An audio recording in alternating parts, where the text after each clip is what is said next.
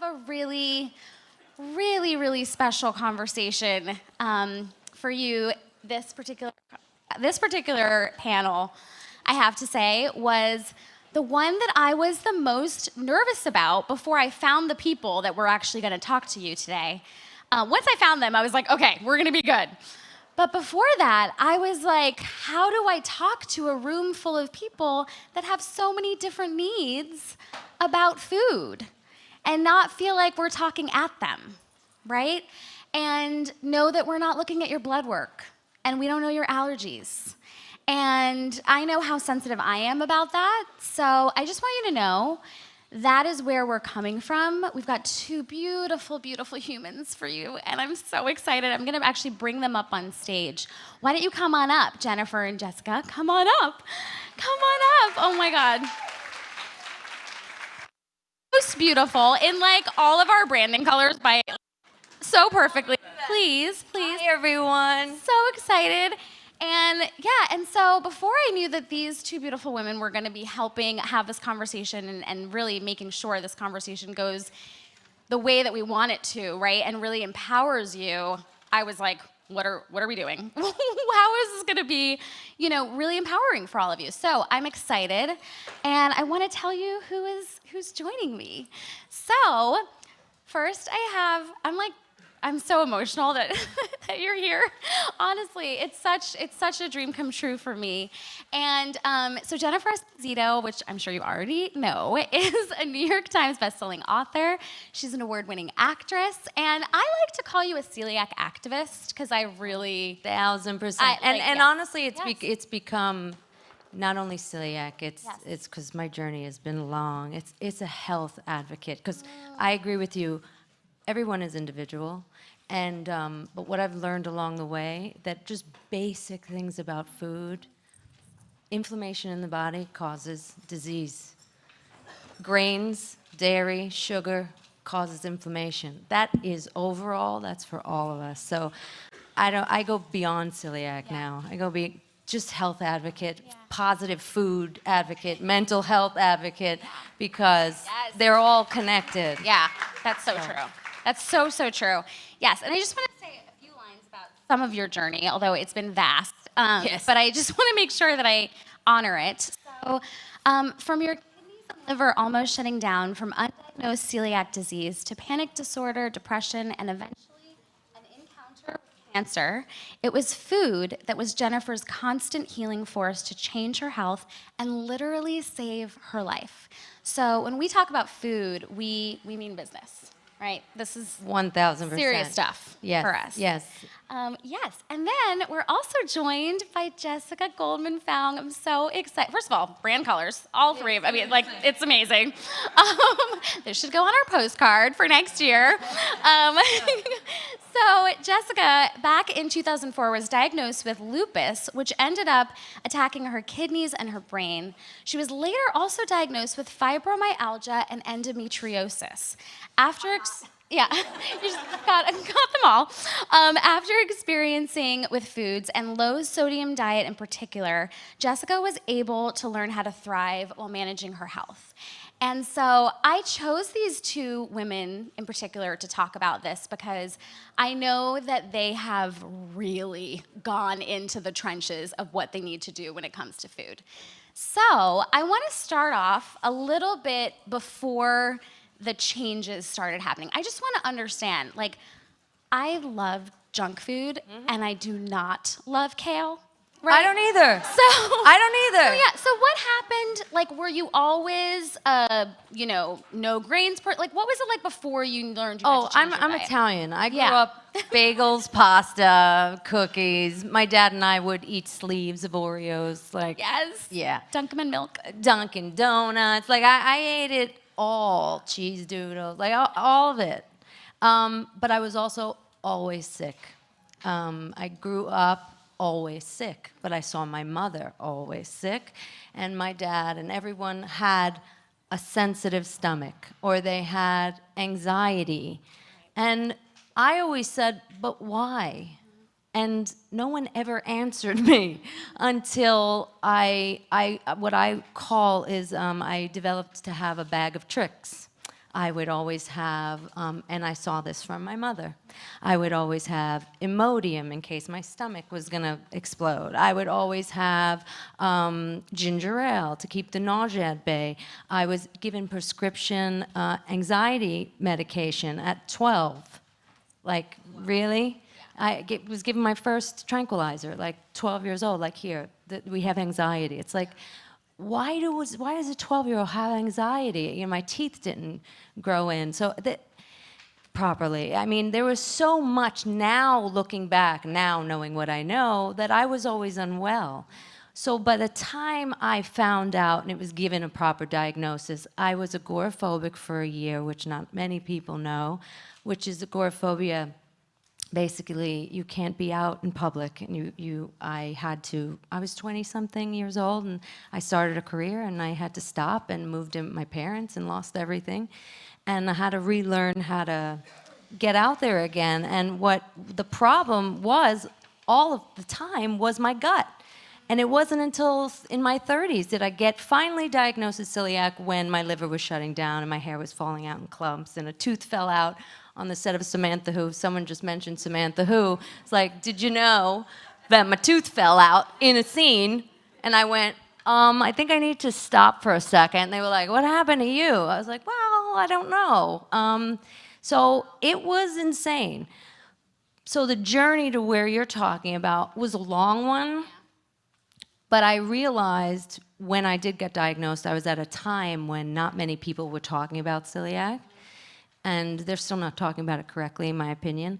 And I was just told to eat gluten-free. Yeah. And I was like, what are you talking about? Like, I could barely stand. I was so ill. So I went on this journey to figure it out. And that's how the bakery came about. That's how... So I always like to say, I don't want you to eat kale. I honestly, unless you like it, go ahead and eat it. I had a delicious kale salad the other day. It was amazing. But I also had carrot cake, and I made myself pumpkin pie yesterday. What I do is I start to look at the things that nourish me. And I don't look at the things that I cannot have. Because why would I want to have something that makes me ill? Why would I want to do that? So I look at this beautiful array of things that I would have never known about. You know, never. I was eating ridiculous things. And now I'm able to invent and create pies, cakes, cookies from the things that nourish my body. So you can have them.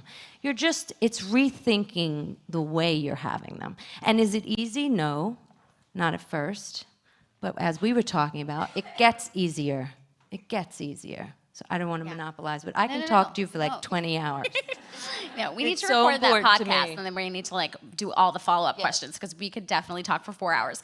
No, I love it. This is all really helpful, and I think you already hit on so many important points. So Jessica, what was it like for you before you had to start evaluating your food? Were you into kale? I actually had a very similar taste palette, we'll say. Growing up, like, I loved the macaroni and cheese, and not Annie's macaroni and cheese, like the kind where the plastic literally melted into the macaroni and cheese. Yes. And looking back, I realize I am a much more adventurous and open-minded eater now. I feel very sad for Kale right now. Kale's feeling very badly about itself. Now that I have dietary restrictions, and I laugh that as someone who can't eat many, many things, I somehow ended up as a food writer. But I have to also start by saying I was really, really lucky. I was lucky because I was born into a maternal legacy of autoimmune disease. My mother had rheumatoid arthritis, my grandmother had lupus, and what that meant was not only did I have family and loved ones who could support me and model for me what autoimmune looks like and how to advocate for yourself, but I also got grandmothered in, if you will, to a medical team that could see beyond the visibility of an illness and wasn't afraid to start activating treatment and lifestyle changes. So actually, I started getting sick around 8 or 10. Joints started flaring up. Realized that I wasn't well, and we all kind of jumped into action. And then my gut got involved in high school, bloated, painful.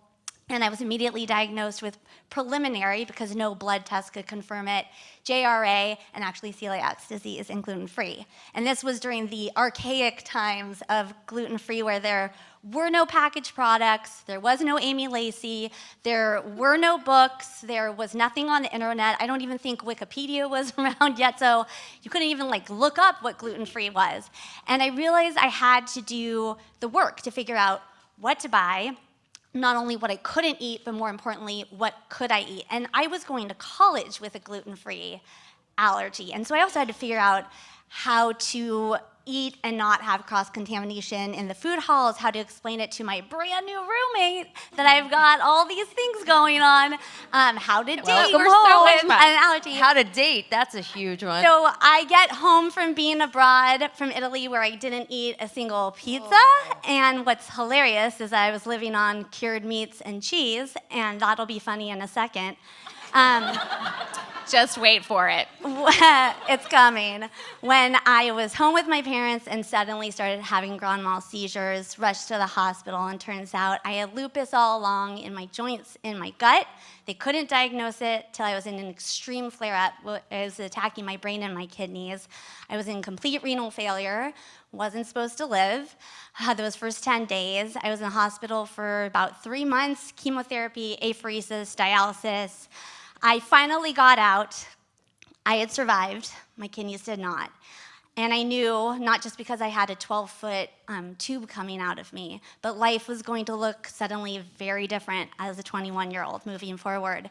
But I was primed, like I said. I was really lucky, because I also knew that if I had any chance to live a full life, that meant changing my lifestyle. And that was everything from career to the team I built around me to the food that was on my table. And so I launched right into that same activation of, let's figure out what this diet looks like, and not just the things I can't have, but like you were saying, things I can have. It doesn't have to be about deprivation. And if I can add on to something that you're saying, when you're giving a diagnosis of something, we automatically feel helpless, and we automatically feel this lack of control.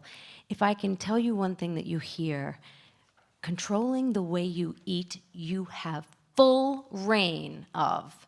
I cannot tell you, they had me on 5 Klonopin a day. I don't know if any of you know what Klonopin is, and it's potent. I was on 5 a day, and I was still getting panic attacks. Still. It was directly related to my gut. It was directly related. Once I healed my gut, they stopped. I don't get them anymore. That is not a coincidence. This was a woman who was agoraphobic. I couldn't speak without shaking and trembling. I had so much sensory, celiac attacks 2 things. It attacks your bones and attacks your nervous system to get energy, because basically your body's eating itself to try and stay alive.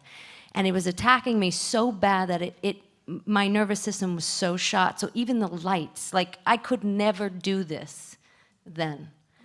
The one thing that I had control of was what I was going to put in my body. And I cannot tell you how many people that I have helped get off the medication. I'm not telling you that's your journey, but if you want to put the power back in your hands, look at what you're eating. In such an enormous way, it changed everything for the both of us. Because we were talking before, and our diets are pretty similar. I'm sending her recipes because she can eat everything. She has the best recipes. Exactly. Yeah, good you're gonna love recipes. them. Great recipes. No, I find myself getting really emotional hearing you guys talk. It's just people would never know. No idea. You know, people would never know. And I really, hearing your stories, I'm just thinking about this time when I was in high school. My mom was diagnosed with celiac, and nobody knew what it was. And I remember thinking, like, I thought she was gonna die or something, because I didn't know. And then when you're sick, you always, sorry, I've never talked about this publicly before, but you keep feeding everybody toast. It's so true. Like, that's what you eat. It's so true. So it's like, okay, eat all the toast. And I'm like, okay, that's the one so thing true. she's not supposed to eat. It's so true. We kept giving her all of the roti and It's so chapati, true. and we were like, okay. And then we find out that we're basically killing her. It's so true. It was awful. It's so true. Yeah, and I love you, Mom. I know you're in the back listening. But yeah, I'm just really, it's profound how much, I mean, so I want to really know, is. so for people who are listening, you know, and they maybe have felt like this frustration and just back up against the wall, right? What do you do? Like, how do you take that moment and have it not be so debilitating and feeling like how did you get to empowerment? How did that happen? What did that look like? I'm a fighter from the word go. Yeah. I don't like being told I cannot do something. It really, it does something to my brain. And I also can't take injustice. So when these doctors were telling me, you are the sickest celiac I have seen, go eat gluten-free, and like they threw me in a psych ward at one point. Like, we're talking, and these are the best doctors that you can find. That didn't work for me. You're not gonna tell me I can never eat this again. You're not giving me a reason why, and you're not helping me. If that doesn't give you fight for your own life, I find when I talk to people and I talk to them about this journey, because it is a journey. This is something that you have to show up for every single day. I make sure I know what I'm eating every day and where I'm eating. You have to like yourself enough. You have to owe this to yourself enough. I wanted my life, and I wanted my life the way I knew it could be. And I didn't want to be hooked on medication. I didn't believe what they were saying to me.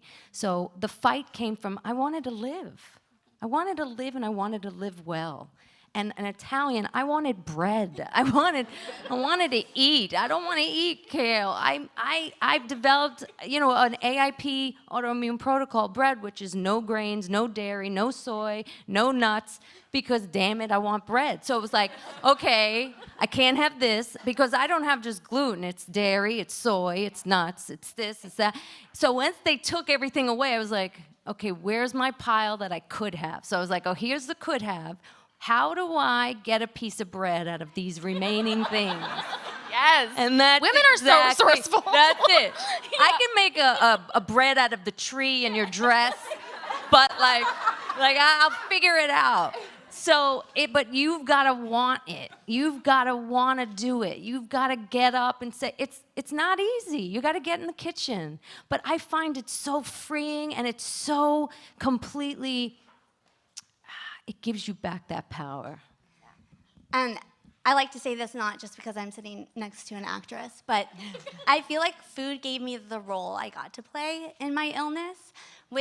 As you all know, living with a chronic condition, everything is unpredictable, but this was the one script I could write. Mm-hmm. And as Nitika knows, I am, no always means yes to me. So every time I hear a no, I'm like, okay, so the door's open then. And I remember starting dialysis, and it was just a list of all the foods I couldn't eat. And it was that chronic creativity that always drove me, but it goes, once you start doing it in your kitchen, it goes beyond that. It goes everywhere in your life. I get told no all the time, no, you can't have children, to no, you can't make salt-free bacon, and spoiler alert, I did both. So, Exactly. And I think what it does is, like a racer, it gives you that constant momentum of no matter what no I face or challenge I face, if I'm doing this in the kitchen, can do this anywhere else in my chronic life. And it lights that fire under you. And so you need to want it. You also have to know that you can do it. And it just 100%. Takes creativity, whether you're turning your office desk drawer into a mini kitchen, or you're finding ways to travel abroad because you bring a translated dietary card. It's all possible. Yep. Yeah. I remember watching your stories in France recently and all the things that you did. And for both of you, I've seen. And one of the things that brings up is, it's crazy, but this is actually my final question for these two women. I can't believe it. But I want to know if people have people in their lives that don't get it, right? Because I know that's a huge question I get asked a lot. So how do we handle that, right? Because you're both so beautifully talking about being empowered within yourselves, which I think is amazing. But how do we take that into our lives? Well, we're still in a society that doesn't really get it.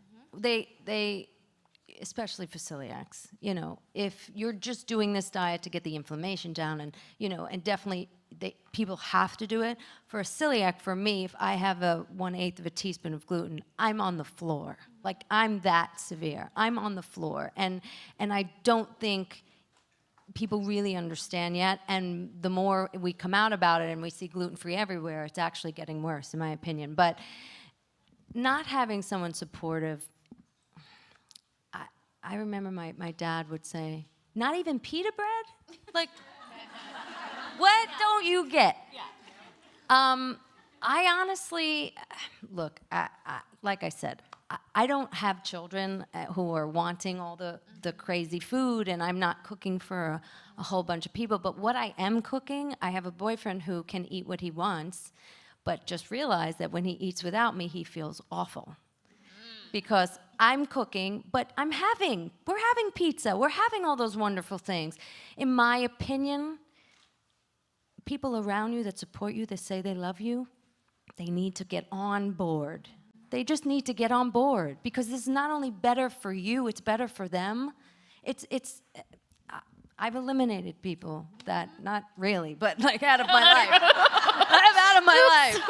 I don't mean that. The elimination of the elimination diet. Italian, No, I've eliminated people out of my food life. mob. Exactly. Oh my God, food mob. That, Totally. that It's a new didn't thing. support me, because I realized that it went far beyond the food and the celiac. I remember when I was single and I was dating, and this person was like, "No, babe, I'll order for you," and I was like, "This date is done. Like, this is done." Like, if they're not supporting, where else are they not supporting? So. And I'll add that, there's a lot about chronic illness that makes you feel other and disconnected. That's why Nitika created this. And food can often fall into that category for people, like, oh, here's one more thing that makes me different or makes things harder for me. But I argue that it is the greatest tool for connection that you have. Food is actually the way you can connect with your friends and teach them about your disease. It's inviting them to your table and showing them what you can eat is how you teach them to cook for you. And with the holidays coming up, I really implore you all, instead of retreating with your needs, use it as the time to come forward with your needs, whether that's everyone in their stockings getting her cookbook, or like, for Thanksgiving dinner saying, I'm going to bring 2 dishes to share with everyone. Giving, like for me, I give all my family members salt-free spices so that I know when I eat at their house. And it's become this thing, like this constant contest of like who can make me the craziest thing, from my father-in-law's making Peking duck for Chinese New Year, and my sister-in-law is actually the one who spent almost a year dedicated to figuring out how to make salt-free bacon. And I've had friends do an entire week or month long of living salt-free just to understand what that's like. And it's the greatest indicator of the ones who should be on your team. But it takes you reaching out, and it takes you educating them, and you not being afraid. And I guarantee you, even in your office, everyone there is on a special diet or has a dietary need. Like, have a potluck together. Like, spread the love.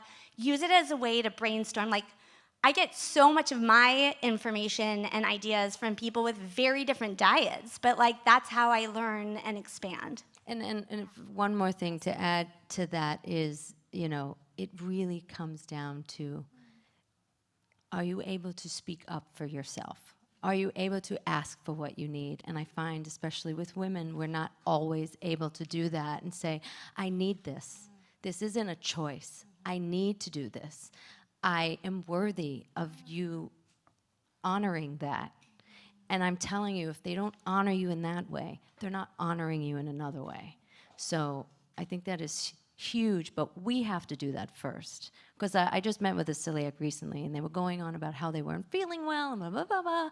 And, you don't eat eggs? And I could see that it was like, I wasn't going to get through because she wasn't ready. She was not ready to, and her guy was standing right there, and he was like, we have to go out and eat. I was like, yeah, okay. And she's falling apart. And she's like, oh, but it's like, okay. But she's sick all the time.